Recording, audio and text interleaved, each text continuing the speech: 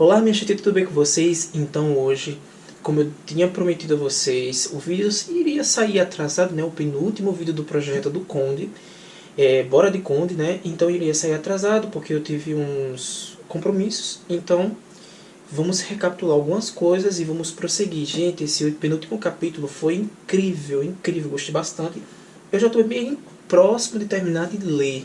Falta pouco, acho que faltam uns 3 capítulos. E assim que acabar de gravar aqui o vídeo, eu vou correr ali para terminar essa leitura. E já considero um dos melhores livros que eu li na minha vida. Sério, gente, é muito, muito bem escrito, muito bem escrito. E eu estou louco para rever o filme. O filme, como eu já tinha dito aqui a vocês em outros vídeos, é um dos meus favoritos. Eu quero ver se continua favorito, né? Vamos ver como é que... Eu não lembro exatamente como... Muitas partes, eu lembro assim, coisas bem espaçadas. Faz muitos anos que eu assisti esse filme. E tinha uma época que eu assistia várias vezes no ano. Mas vamos rever, né, esse filme. Depois a gente conversa um pouquinho sobre o filme, o livro e como foi essa adaptação. Mas vamos recapitular aí porque os acontecimentos, porque de fato toda a vingança já está aí a mil. E o Dante, né, tá botando tudo já estava tudo arquitetado, então ele está botando tudo em prática. Começou aí com Caderousse, que eu esqueci de falar na semana passada, porque teve aquele encontro entre o Dante e a Mercedes. Eu fiquei muito eufórico com aquilo, acabei esquecendo. Mas teve aí a vingança do Caderousse, né, aquele vizinho dele que a gente lembra lá do passado e que morreu. Por quê, gente? Porque ele tinha uma espécie de olho grande, né? Então ele queria conseguir mais coisas. Então ele foi tentar roubar o próprio Conde. E também ele foi traído pelo amigo ali de cela, que a gente conhece muito bem, que é o Senhor Cavalcante, né? Que é o pretendente da filha lá dos Douglas. Mas aí a gente sabe que ele é um ex-presidiário. O nome dele realmente não é esse Cavalcante, é um tal de Benedetto. Mas depois a gente conversa sobre isso. Uma coisa, antes de iniciar toda essa penúltima semana, eu não sei se vocês já prestaram atenção, mas como a gente já leu todas essas partes, uma coisa que eu já estava pensando assim já há algum tempo, desde que o Dante começou a arquitetar a sua trama toda, que essa organização toda dessa vingança durou muito tempo, né? Porque ele usou muito a sua paciência. Ele era uma pessoa muito... O Dante é muito paciente, então a gente percebeu aí claramente que ele passou bastante tempo arquitetando isso. Porque tem uma passagem aqui nessa penúltima semana que ele diz que passou 14 anos na penitenciária lá de If, e no Castelo de If, e 10 anos para que isso começasse realmente começasse a acontecer, essas vinganças. Então passou 10 anos para que ocorresse realmente essa vingança. Aí outra coisa que é bem interessante, que eu ia comentar aqui e acabei lembrando, é que as vinganças estão sendo... Elas são muito bem escritas. O do Mas foi genial. Elas são simplesmente...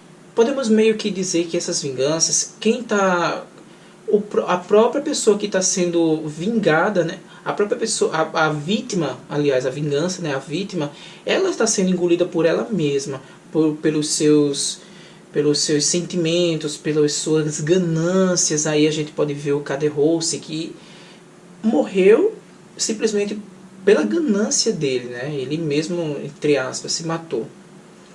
Em falar em se matar, teve também a história, né, que a gente podia acompanhar, a história do Albert de Morcerf. Como a gente sabe, descobriu tudo sobre o Ferdinando, que ele traiu praticamente uma nação, traiu o seu exército, traiu muita gente, inclusive matou muita gente.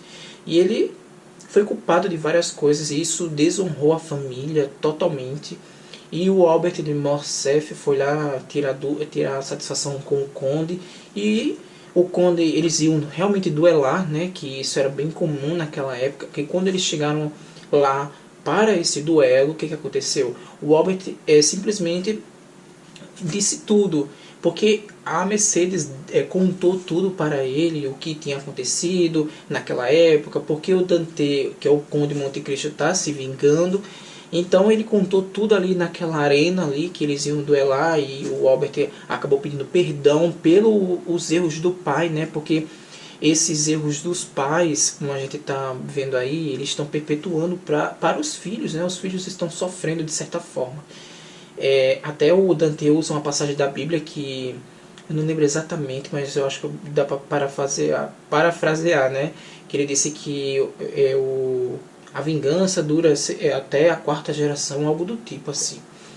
Mas eu achei bem interessante isso sobre o Albert, porque vocês mesmos viram, né? O cara é bastante orgulhoso, ele se redimiu e, enfim, eles já saíram de cena, a Mercedes foi embora, o Albert também foi embora, saiu da França, e o Ferdinando, com toda aquela humilhação, acabou se matando. E como podemos ver, o Ferdinando mesmo, que é o Conde de Morcerf, ele mesmo cavou a cova dele. Vocês podem ver, né? O Dante só mesmo que arquitetou e meio que confluiu ali os destinos, mas o Fernando, ele procurou aquilo. Então, assim, não sei nem o que dizer sobre isso. Mas uma coisa que eu espero, ainda não terminei o livro, eu já espero que o Dante não fique com a Mercedes. A Mercedes até já saiu de cena, mas espero que ela não retome, porque simplesmente, sabe, acabou Dante, acabou aquele amor e tal, enfim, não sei qual também será o destino do Conde. Então começou a vingança com quem? Com o Danglars. Aí vem aquele, né, o senhor Cavalcante lá, que é o Benedetto, que era comparsa de Caderousse na penitenciária, que ele era um ex-presidiário, né? Então, antes disso tudo, de falar sobre esses acontecimentos, uma coisa bem interessante é que a filha, né, do Danglars não queria de forma alguma casar com o senhor Cavalcante. E o que aconteceu? Eu me surpreendi muito com essa personagem. Eu não sei vocês, comenta aqui embaixo se vocês também se surpreenderam com essa personagem. Eu me surpreendi muito com ela, porque senhorita Eugênie era...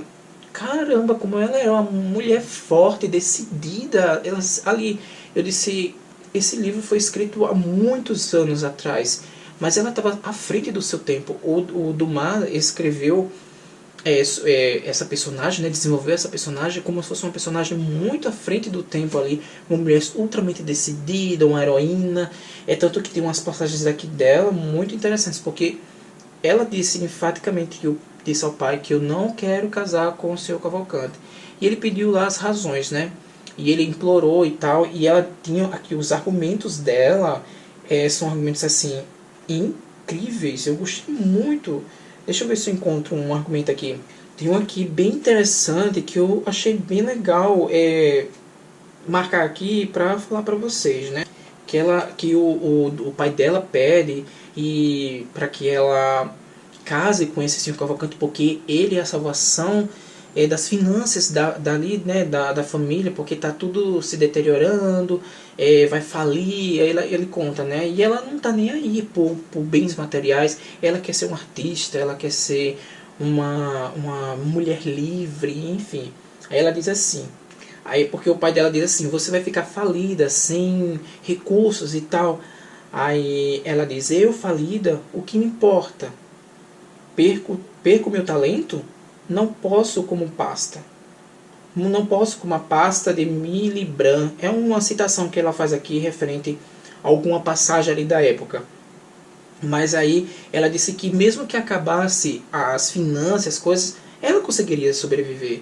Ela diz assim, ó: não é por mim que entristeço.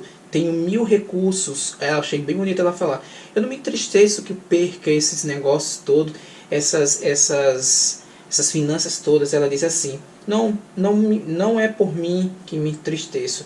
Tenho 1000 recursos, tenho os meus livros, tenho os meus lápis, meu piano, todas as coisas que não me custam caro e que posso continuar a comprar ficarão para sempre comigo. Talvez pense que me aflijo pela senhora Douglas, ou seja, a mãe dela, né? Mas, novamente, não se engane, ou muito me equivoco, ou minha mãe tomou todas as precauções. Porque eu não sei se vocês prestam atenção, lá no meio desse romance, acho que no outro tomo, né, que eu li, a senhorita Douglas recebe muito dinheiro do marido. Só que o dinheiro, o Douglas até tem uma passagem que eu lembrei agora, que diz que o que ela está fazendo com tanto dinheiro. Mas eu acho que ela está prevendo isso, sabe? Eu acho que ela está guardando dinheiro porque se acontecer qualquer coisa aí, é uma falência desse banco dele, ela tem uns recursos. Aí diz aqui, né?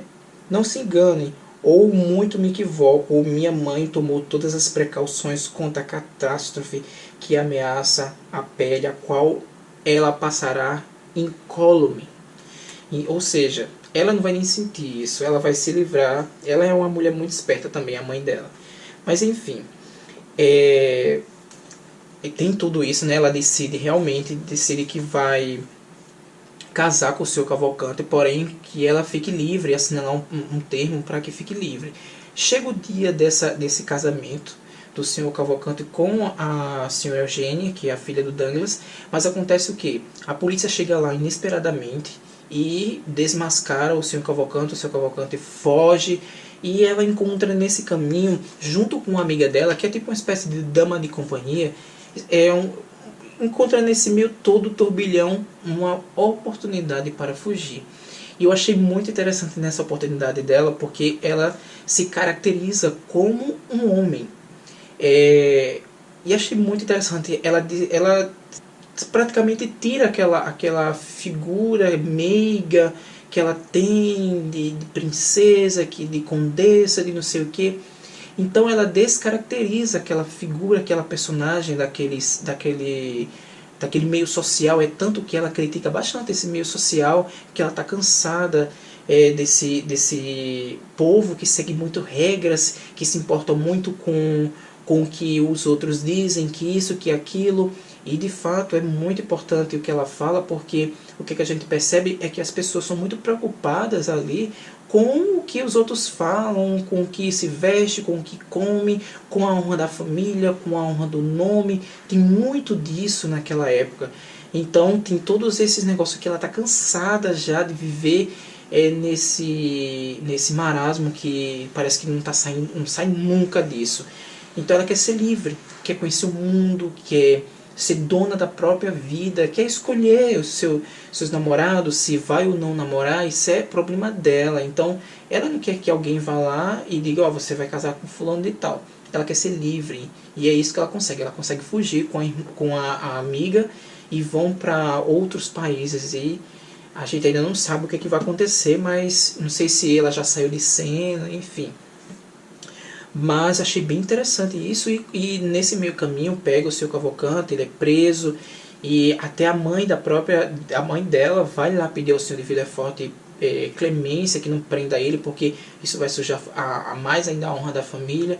Mas aí eu não sei o que vai acontecer ainda com o Douglas, porque, enfim, ele vai falir, né? Agora é certeza, mas aí ninguém sabe. Uma outra coisa que está acontecendo é aquelas mortes, né, inesperadas ali, ou seja, um envenenamento que está acontecendo na casa do senhor Villefort. E aí, gente, os melhores capítulos estão para acontecer agora. As melhores partes. Como a gente está percebendo, a Valentina, ela está meio com característica de envenenamento. Ela está ficando meio apática, meio acinzentada, meio pálida, coisa do tipo. Só que o senhor de Nortier, o avô dela, meio que estava dando pequenas porções de veneno, ou seja, todo dia ele dava uma quantidade de veneno para ela, era em doses homeopáticas, até que o organismo cria uma espécie de resistência, como se fosse algo do tipo. Então, quando alguém for realmente envenená-la, ela está resistente, ou seja, está imune àquele veneno.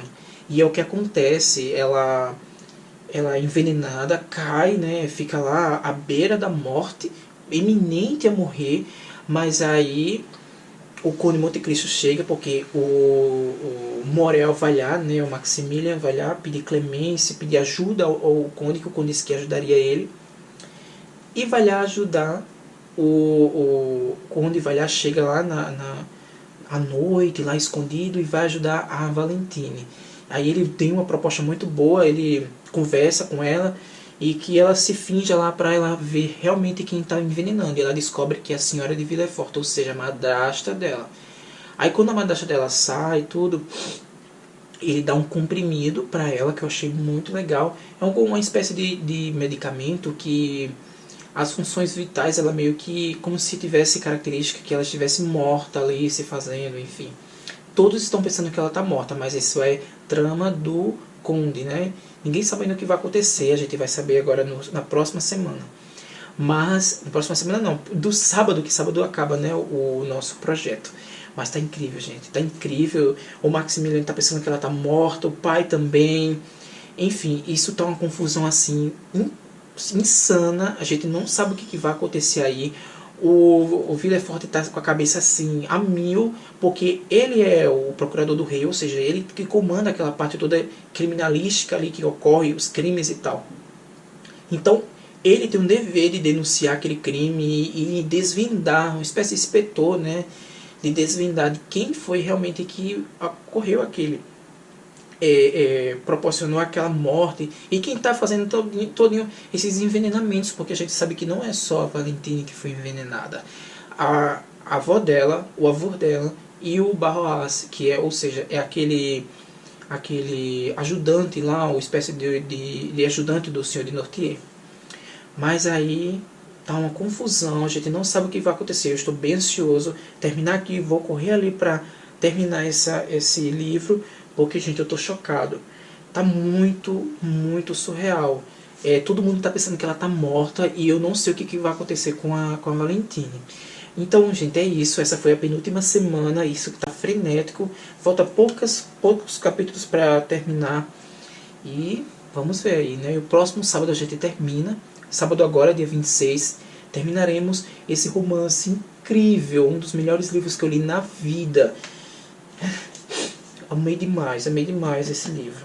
E é isso, gente. Eu espero que vocês tenham gostado. Se gostou, dá aquele like. Se não está inscrito, se inscreva. E até uma próxima. E fiquem ligados que mês que vem, ou seja, junho, dia 9 de junho, iniciaremos nosso projeto dos Leiam os Miseráveis, tá bom? Então, até a próxima. Tchau!